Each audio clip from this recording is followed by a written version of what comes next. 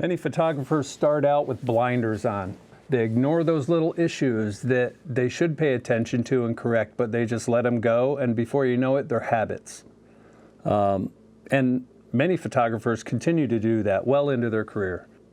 So today I'm taking blinders off. I'm going to review 7 images, and I'm going to review them for how I composed them, the methods I took in the field to take the shot, reflect on the situation, and then I'll review editing as well. This shouldn't take too long. I'll try and go fairly quick so this doesn't drag on too much.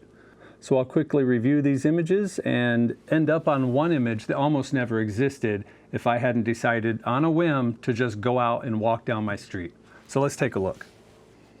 All right, on this first image, this is a bridge in Scranton. Got off work one night, it was sunset was approaching, and I decided to go out and see what I could find along the little river walk there on the Susquehanna River. So I found this image here. Now, looking closely at it, you can see right away, 1, the highlights are overblown. 2, there's a lot of noise. So we could blame the camera, but there's ways to prevent that from happening. For one, I could have used a tripod. I did have a tripod because you can see right here, this was on the same evening, and I clearly used a tripod on that shot. So the first thing I should have done was put it on a tripod, set a longer exposure to get the shadows without noise. You can see my ISO on this image was 2000 on this one. I believe this was with an R6 camera at the time. The other thing I could have done to prevent blowing out the highlights would have been to take a second exposure, expose for those highlights, and then just combine them in post. So that's what I should have done there. As far as composition, not too bad, but I think here on the right side, I could have gone just a little bit wider to give some room between the house here and the edge of the frame, as well as this closest lamppost on the bridge. If I could have gotten that in the shot, it probably would have been a little bit nicer. As far as how I color graded this, I tried to bring the highlights down clearly because they were way up here when I took the shot. And I tried to bring the shadows up. So other than that, this one was pretty early, so I didn't have a lot of grading experience.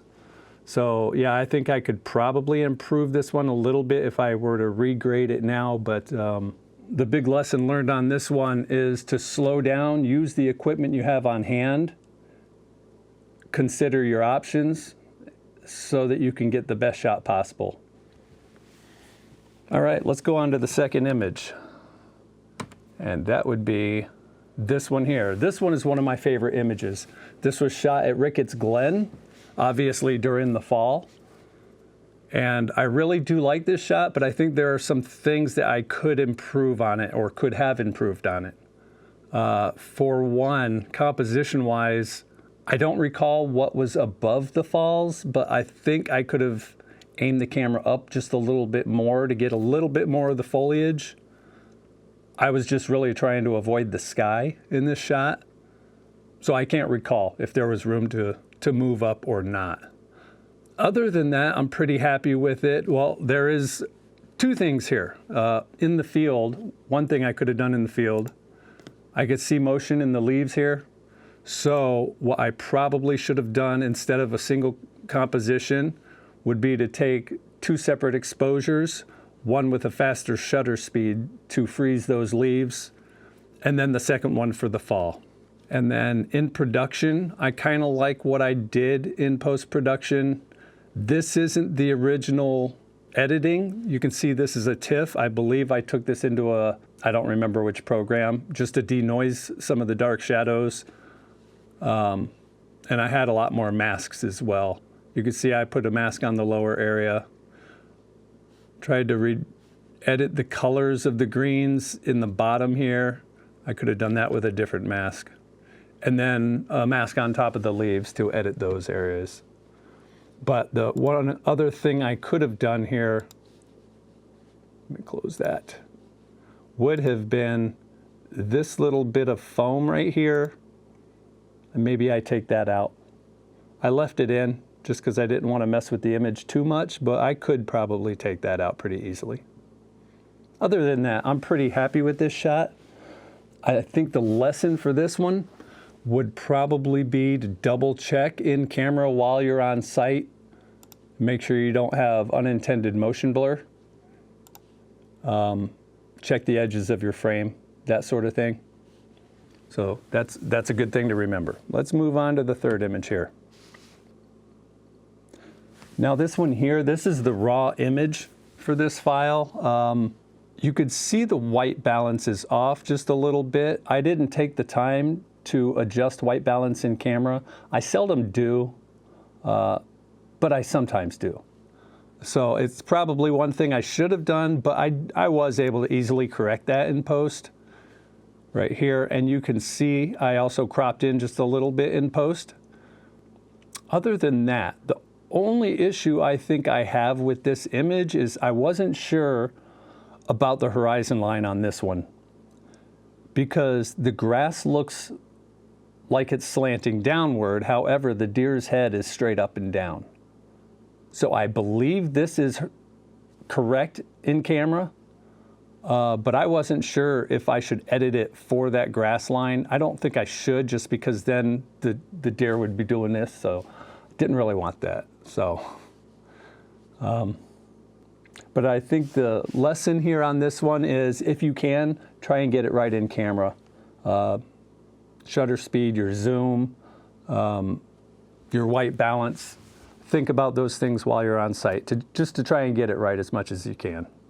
Let's move on to the third one here. All right, so this is the next one. I shot this one on the way to work. I decided to stop off at Lackawanna State Park and see what I could see. It was a foggy morning, and there was a lot of fog on the lake there. So when I pulled up, luckily, I already had my camera with the lens on it, and I had preset the settings I thought I would need this morning. So when I pulled up, I could see from where I pulled up that he was sitting on that dock there. So I grabbed my camera, got out of the car quietly, started sneaking over sideways to get over to the edge of the water. On my way over, there was a pheasant there, or pheasant. So I took a picture of him. I don't have him set up right here, but took a picture of him on the way over, but of course he took off. So I got into a good place to get this image. I took quite a few images, but he did fly away. I wasn't there more than a minute or two, and he took off. The lesson here, try to be ready before you get on site as much as you can. So luckily I had the camera set up ready to go. I just had to turn it on, take the lens cap off, and get into position and start taking shots. Now, unfortunately, the original file for this is lost on my hard drive somewhere. When I started out, I really had bad organization of all my raw files. I'm sure I have it on a hard drive somewhere, I just haven't taken the time to go looking for it. But while I did have it, I liked this image so much that when my bank card expired,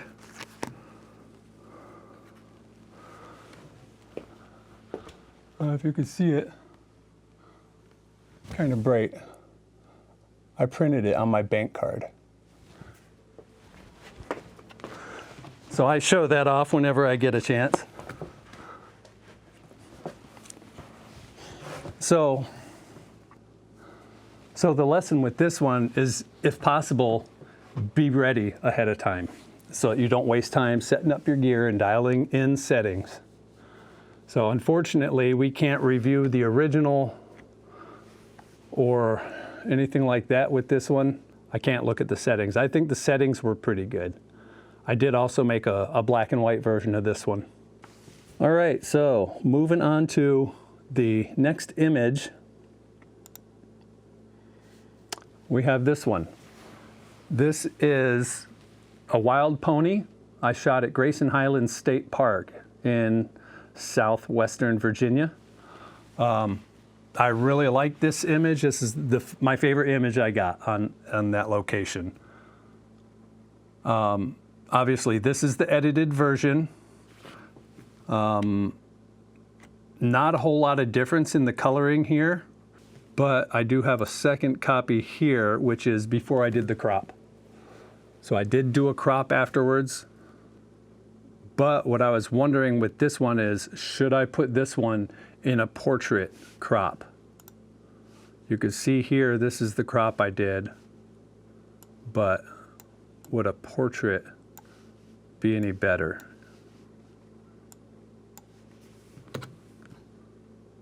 I think the landscape works better on this one, just to add a little bit more of his body into the shot.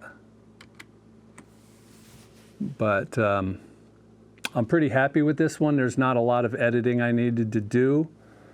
But I think the lesson here is always to think while you're in the field,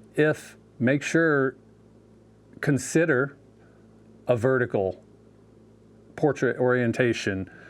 If you're so used to shooting landscape all the time, consider that portrait shot, because there's been quite a few images in my library where I edited in post and changed the orientation. And if I would have done that in the field, obviously the resolution would be higher than it is when doing it in post. So that's something to consider there. All right, our sixth image is this one. Now this is quite a hard edit. I think this is the fourth time I edited this one, and I don't know what I was thinking when I put this particular edit on. I was going for a real hard, crunchy kind of vibe, and it turned out pretty well. However, I do have a copy of this image right here.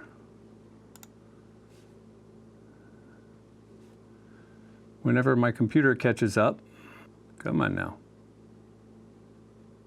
Okay, here we go. So it's still edited, but not as hard. And you can see in this one, it's already cropped quite a bit, and there's still quite a bit of noise. I haven't gone back and tried doing a hard noise reduction on this one. And you can see the crop I did here. It's quite a significant crop. This was before I got the R5 II, and I don't remember what lens I had, the RF 100 to 500. So this was shot at 472. Not sure why I didn't go in tighter, but yeah, so I really like this one. This image, it may not even be that good of an image. I just have a connection with it because this image is at a location where the last time I spent time with my mom down in North Carolina before she passed away, we took a walk here. She showed me this location. And after she passed away and I had to go back down to her place to take care of her house and all her belongings, I took the time to go back out here and reflect. And that's when I shot this. So it has special meaning to me. It might not be that good of an image. It was good light because it was early in the morning, but yeah, I just really like this image. And then the different versions you can make of an image here, I did a lot to it, and I still think it looks kind of neat in the right situation.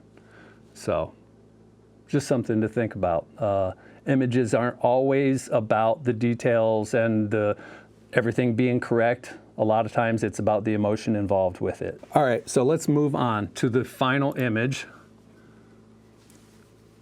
which this one, the horse on the right might look a little familiar. These horses I used to pass every single day, driving up and down my road, my dirt road that I live on. So there was one weekend morning in June where I got up early, saw that it was foggy, grabbed my camera, went for the walk down my road. And this is one of the images, or this is one of the scenes that I came across. And I'm really glad I did, because within a year from the time I took this photo, those horses are no longer there. So that would have been an opportunity missed. I've had many missed opportunities of something I would drive by all the time thinking, oh, I should get a picture of that. And then next thing you know, that opportunity's gone. on our same road, there used to be an abandoned house that I always wanted to stop and get a picture of and maybe start some sort of a regular, what's it called, a project of capturing images of abandoned houses and barns and things like that. And I missed the opportunity with that house. Just like 2 years ago or so, the house was torn down and now it's pretty much an empty lot with some trees in it. So the lesson on this one is don't be blind to those opportunities when they're available to you in your own backyard, because before you know it, it could just be an empty field. Some metaphors there, but you get my drift. If you get that opportunity, try and get the shot because it may be gone. Yeah, so that was kind of the lesson with this one. But anyway, talking about the details, I really love this shot. The fog added just the right amount of mood. And as far as my crop and everything, I don't think I would change a thing. I think I got this one right in camera. Let me double check. Hold on. I keep hitting the wrong key.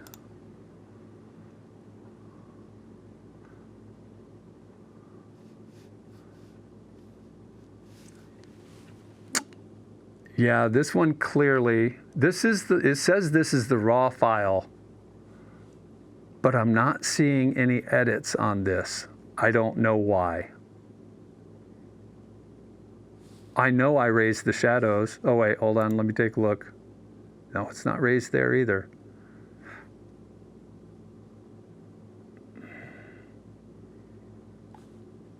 I don't know how it's doing that because I know I raised the shadows because I thought it mixed well with the fog. I'm not seeing my edits on here. I don't know how that is. Is that black? You know what? Let me look. If I go back into the tone curve and just drop in some dot, oh, it reset. Look at that. How did it do that? Undo point, undo point. You tell me. I don't know. My computer's lagging, I guess. But yeah, here's the edit. You can see I raised the shadows. And then under basic, there's my edit. I don't know what that was all about. So I did a lot of dehaze here. Not sure why. Just to give more clarity to the coats, I think, of the horses. I dropped the texture, I raised the clarity. I dropped the blacks here, but then you saw in the curves, I raised them up. I kind of think that goes well with the fog. I dropped the highlights. See, originally the highlights were pretty bright, but you can see on the histogram, they were not blown out. But I did drop them quite a bit, and I don't know where I had them now. 67. Drop the shadows as well. I didn't do any masking around the edges or anything. I think it just turned out great as is. So, what are your thoughts? I'd be really interested to see what you think about what one was it I was thinking of. Yeah, I'd be really curious to see what your thoughts were on the buck image. Would you straighten out the grass or would you leave it straight as it was in camera? I'd be curious about that. Let me know in the comments. So yeah, that's it. I hope you get something out of these lessons or tips or considerations. Reviewing images, going back, looking at, I'll probably go and, in fact, I was doing that earlier this week, was going in and re-editing some old images, seeing what I could do with them now with the knowledge I've gained over the last few years compared to what I had back then. Something really good you can do.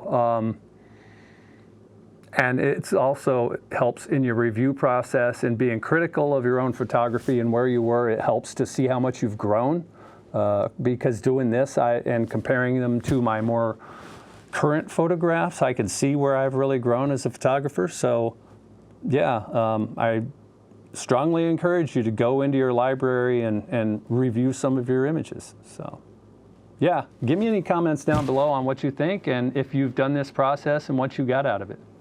So yeah, that's it. Thanks for stopping by and taking the time to watch the video. Catch you on the next one.